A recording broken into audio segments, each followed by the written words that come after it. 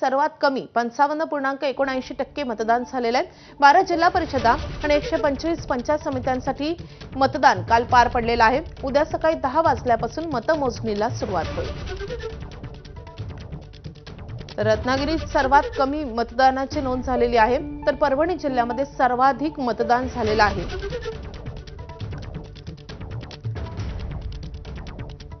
तर कोणत्या जिल्हा परिषदेसाठी सरासरी किती टक्के मतदान झाले आपण ग्राफिक्सच्या माध्यमातून पाहूयात। रायगडमध्ये 69.91%, सिंधुदुर्ग 60.61%, रत्नागिरी सर्वात कमी 55.79%, पुण्यामध्ये 68.89%, सातारा 68%, सांगली 69.76%, सोलापूर 65.9%, कोल्हापूर 74.35%.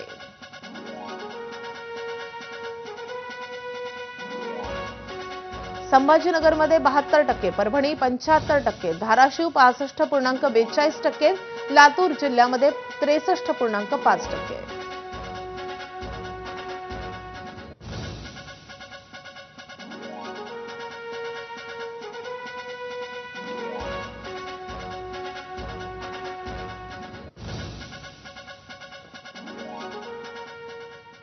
यानंतर बुलेटिनमध्ये घेणार आहोत महत्त्वाच्या घडामोडींचा आढावा आजच्या अपडेट्समधून।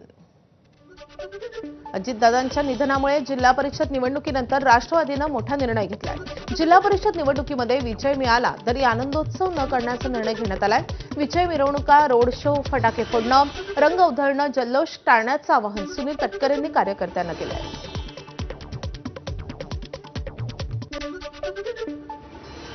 आता एक महत्त्वाची अपडेट, अमेरिकेशी केलेला व्यापार करार हा सरळ राष्ट्रद्रोह आहे।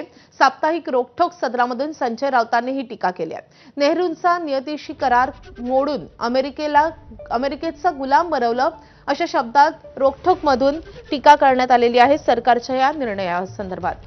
तर संजय राऊतांनी रोखठोक या त्यांच्या सदरामधून अमेरिकेशी केलेल्या व्यापार करारावरून सरकारवर टीका केलेली आहे। संजय राऊतांनी रोखठोकमध्ये नेमकं काय म्हटलंय आपण महत्त्वाचे मुद्दे पाहूयात।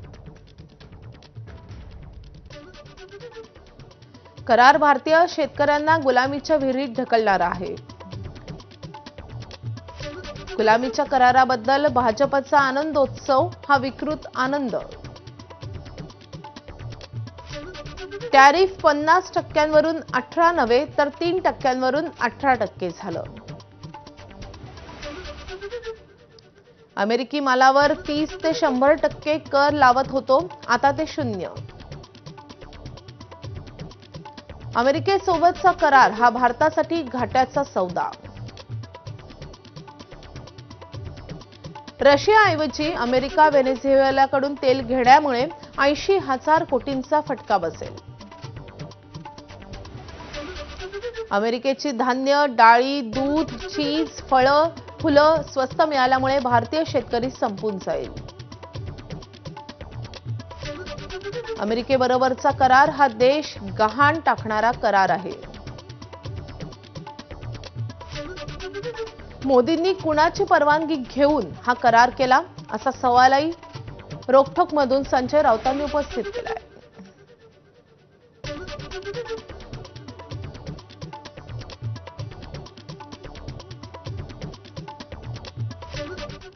तर लोकसभा सभागृहात कागद फाडून ते लोकसभा अध्यक्षांवर भिरकावले आणि कामकाजात अडथळा निर्माण केल्याप्रकरणी लोकसभा अध्यक्षांनी 8 खासदारांना निलंबित केलंय। या 8 खासदारांमध्ये महाराष्ट्रातील एकमेव खासदार असलेले भंडारा गोंदियाचे डॉक्टर प्रशांत पडोळे यांचा समावेश आहे। खासदार प्रशांत पडोळे हे निलंबनानंतर भंडाऱ्यात पोहोचलेत। लोकसभा सभागृहामध्ये नेमकं काय घडलं आणि ज्यामुळे त्यांना निलंबित करण्यात आलं, यापुढे त्यांची काय भूमिका राहणार याबाबत त्यांना विचारणा केली असता जनतेच्या प्रश्नावर मला निलंबित काय, फासावर जरी चढवलं तरी मी तयार आहे अशी प्रतिक्रिया पडोळे यांनी दिली आहे। त्यांच्याशी आमच्या प्रतिनिधींनी बातचीत केली आहे, आपण पाहूयात। सभागृहात तुमच्यावर आरोप होतोय की कागद अध्यक्षांवर भिरकावला आणि कामकाजात हस्तक्षेप करण्याचा प्रयत्न केला। काय नेमकं त्या दिवशी प्रकार घडला होता तिथे? लोकसभेमध्ये विरोधी पक्ष नेते राहुलजी गांधी आणि आम्ही जनतेचे प्रश्न, जनतेच्या सुरक्षेसाठी देशाच्या सुरक्षतेसाठी प्रश्न समजा आम्ही मांडू शकत नाही, बोलू शकत नाही, तर मग लोकसभा आहे तरी कशासाठी? आणि हे म्हणतात की कागद फाडलं. अरे हे कितीतरी अनपार्लमेंटरी वर्ड तिथं बोलत असतात.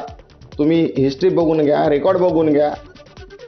यांच्यावर कोणतीही कसली कारवाई होत नाही. मी स्पष्ट या सरकारला सांगू इच्छितो, आमच्या प्रधानमंत्री मोदीजीला सांगू इच्छितो, जनतेच्या सर्व प्रश्नासाठी आम्ही तिथं लढत राहू. अरे निलंबन तर छोटीशी गोष्ट आहे. तुम्ही त्यांच्या प्रश्नासाठी आम्हाला फासावर चढवलं तरी आम्ही फासावर चढण्यास तयार आहोत. पुढे कशी स्ट्रॅटेजी राहणार आहे पक्ष नेतृत्वांची आणि तुमची सुद्धा? सर्वप्रथम आमची मागणी आहे की आम्हाला बोलू द्या, जनतेचे प्रश्न सभागृहामध्ये मांडू द्या. राहुल गांधीजींनी जो प्रश्न मांडला होता तो देशाच्या सुरक्षतेचा प्रश्न होता, त्याच्यावर चर्चा व्हायला पाहिजे. अरे कशाला तुम्ही घाबरत आहात?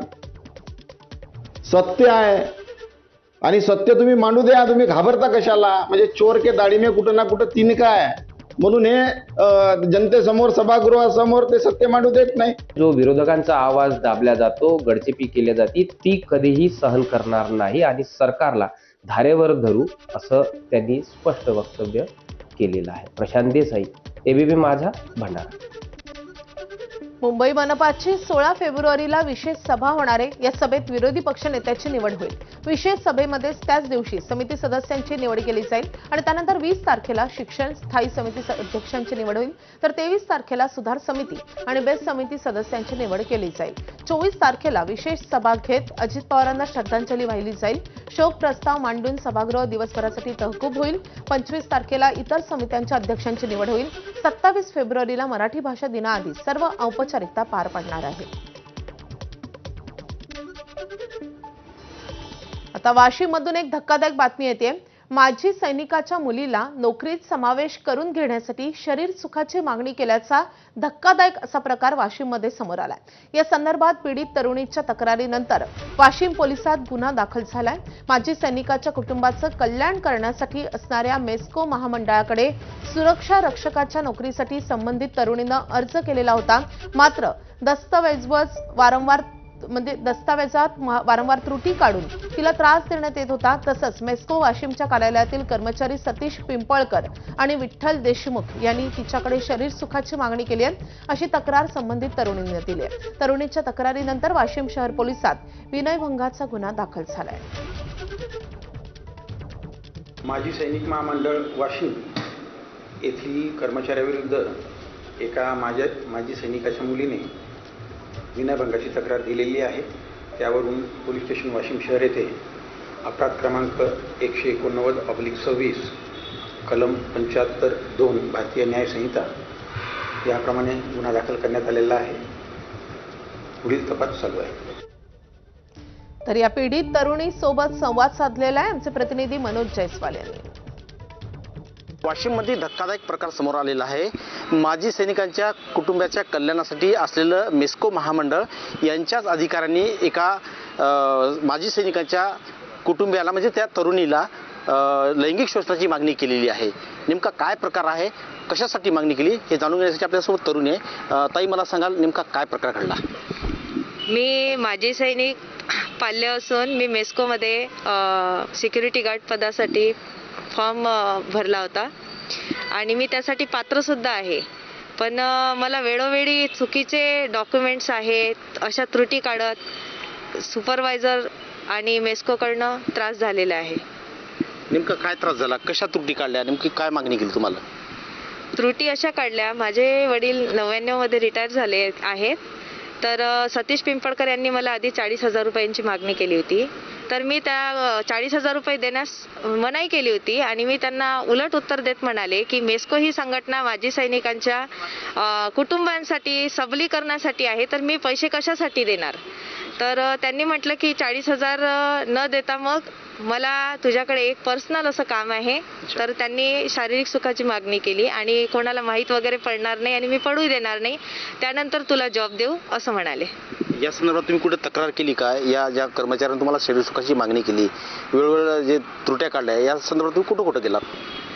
त्यांनी आर्मी डॉक्युमेंट्स माझ्या पप्पांचे खोटे आहेत, बनावटी आहेत म्हणून जसे मला सांगितलं तर त्या विरोधात मी जिल्हाधिकारी ऑफिस, मेस्को पुणे ऑफिस आणि मेस्को अमरावती ऑफिसला तक्रारी दिल्या होत्या.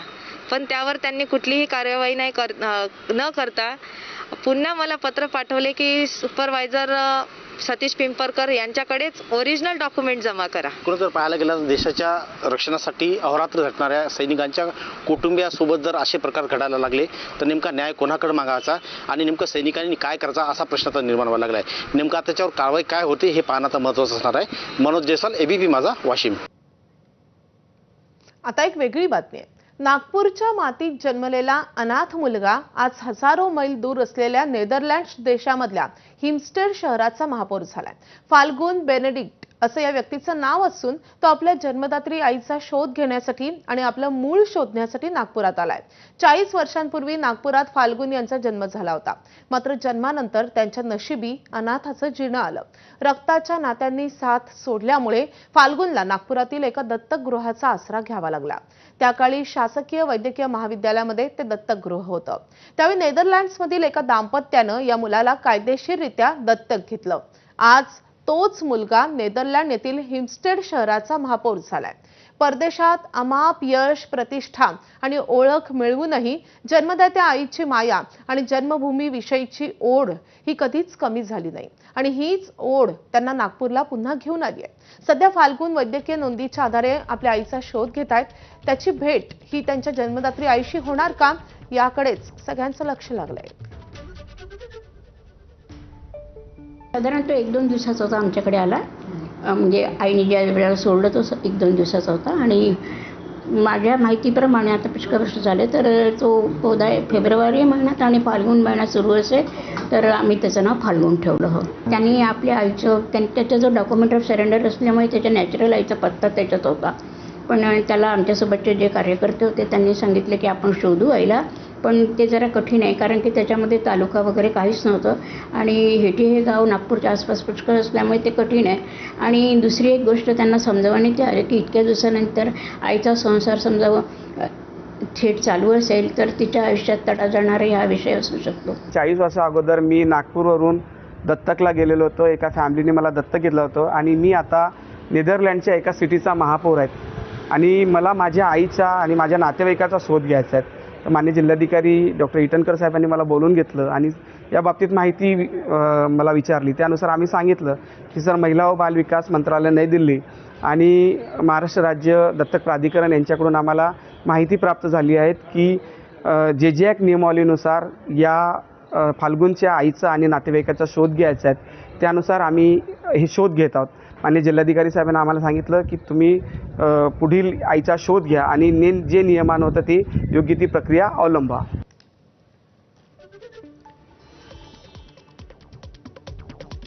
पुढच्या बातमीकडे वळूयात. भंडाऱ्याच्या तुमसर कृषी उत्पन्न बाजार समितीमध्ये कार्यरत रोखपाल या पदावरील महिलेचा विनयभंग केल्याचा प्रकार समोर आलाय. बाजार समितीच्या सचिवानं अश्लील चाळे करत विनयभंग केल्याचा आरोप या महिलेनं केलाय. या प्रकरणी महिला रोखपालाच्या तक्रारीवरून तुमसर पोलिसांनी बाजार समितीचे सचिव अनिल भोयर यांच्या विरोधात गुन्हा दाखल झालाय. कृषी उत्पन्न बाजार समितीमध्येच हा प्रकार घडल्यामुळे मोठी खळबळ उडाली आहे.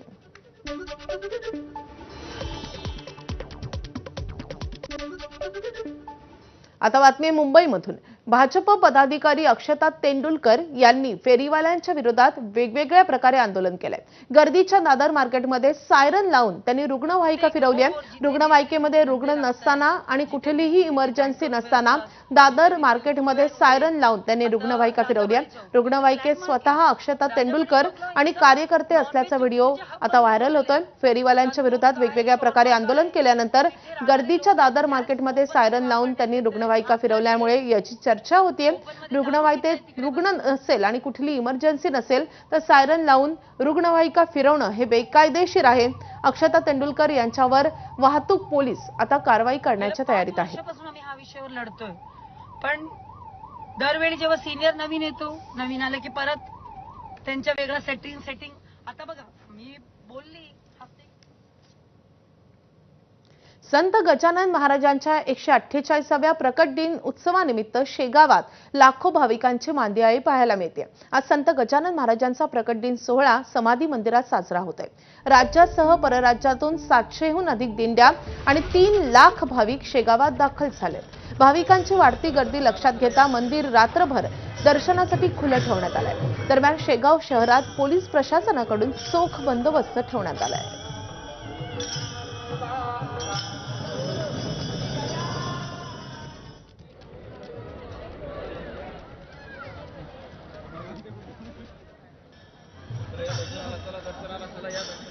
श्री संत गजानन महाराजांचा आज 148वा प्रगट दिन सोहळा।